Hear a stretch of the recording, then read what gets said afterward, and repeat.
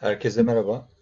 Bu videoda Excel'de damga ve rastgele arada fonksiyonlarını kullanarak, iç içe kullanarak rastgele şifre üretmeyi anlatacağım. Öncelikle kısaca damga ve rastgele arada fonksiyonlarını anlatayım.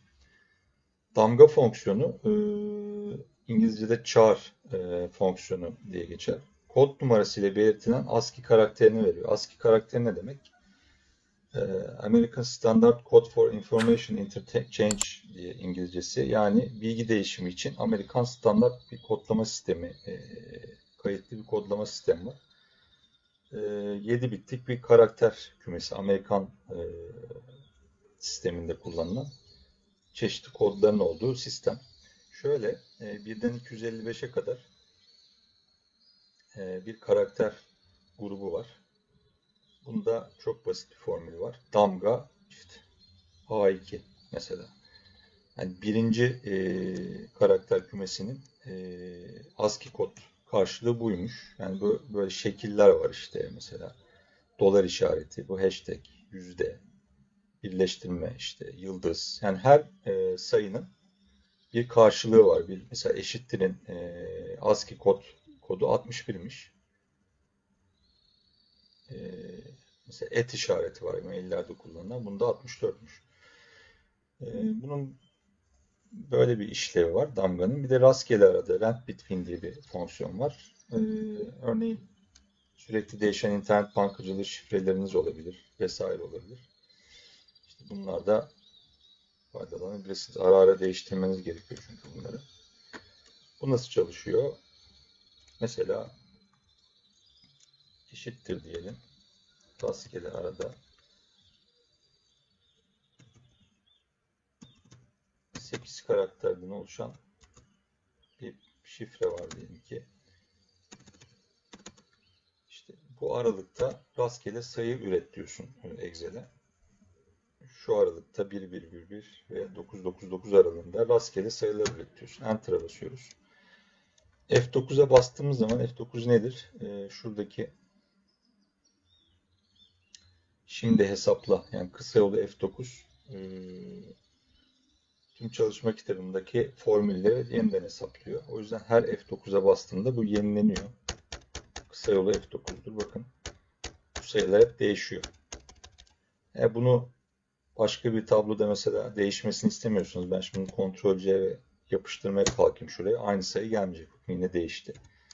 Onun basit bir yolu var. Ctrl+C deyip buraya gelip Ctrl+Alt ve V tuşlarına basarak değerleri derseniz buradaki sayıyı buraya yapıştırmış olursunuz. Bu yine değişir ayrı. Bunun değişmesini istemiyorsanız da eğer bir daha değişmesini istemiyorsanız Ctrl+C yine Ctrl+Alt ve değerleri dersiniz. Şöyle. Ve sabit kalır. Çünkü artık kurtardık formülden. F9'a da bassam bakın sadece yukarıdaki değişiyor. Şimdi bu ikisini iç içe kullanacağız. Nerede kullanacağız? İşte böyle bir örnek var. Bu örneğimizde mail adreslerimiz var. Mail adreslerimizin şifreleri var. Şirketimizdeki çalışanlar diyelim bunlara. Bunların da mail adreslerinin şifreleri var. Bakın her F9'a bastığımda bunlar değişecek mesela.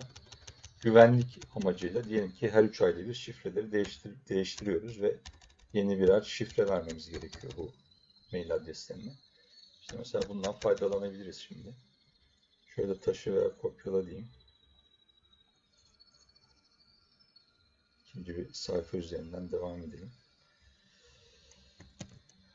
Bunu nasıl yapacağız? Şimdi göstereceğim. Şunu siliyorum. Şimdi damga işlemini göstermiştim. ASCII kodlarını seçiyor. Hemen formülümüzü giriyoruz. Damga iç içe formülü kullanacağız yine. Son birkaç videoda iç içe formüller kullanmayı gösteriyorum. Rastgele arada dedik. Şimdi 33 ile 126 ne diyeceksin? 33 ile 126 şöyle göstereyim. Demin damga bu ASCII karakter kod tablosunda 33 ile 126. karakterlerden itibaren böyle anlamlı karakterler başlıyor.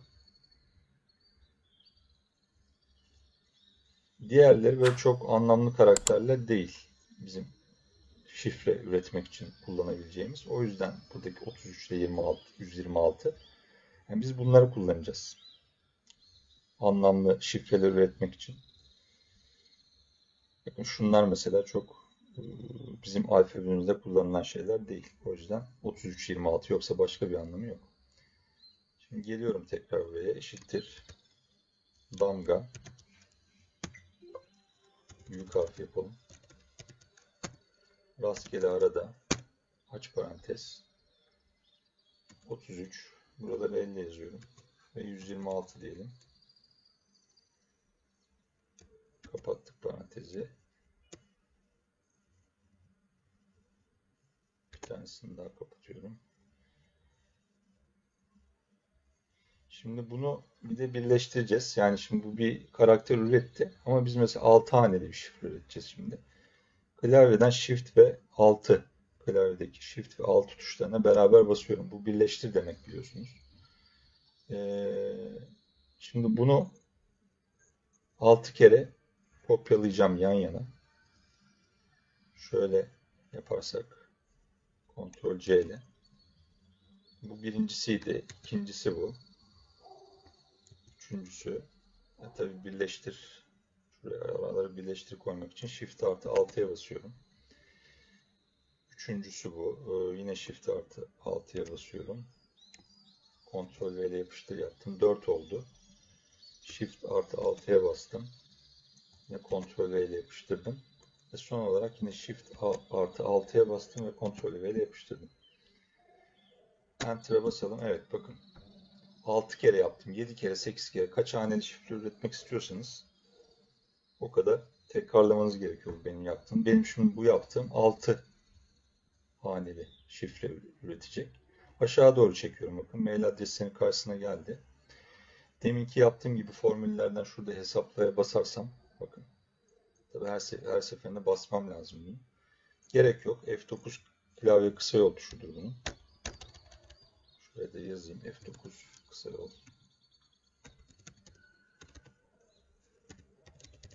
Hesapla.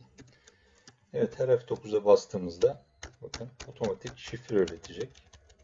Yani pratik bir metot. Çünkü şifre belirlemekte bir problem olabiliyor bazen. Kaç haneliymiş bakalım. Uzunluk fonksiyonundan faydalanalım onun içinde. Şöyle. Güçlü şifreler oluşturabilirsiniz bu şekilde mesela. Evet, bunların hepsi 6 karakterli şifreler. F9'a basalım. Bakın her seferinde farklı bir ASCII kodu geliyor oraya. Bu kodlar nereden geliyor? Tekrar son olarak bahsedeyim. Şu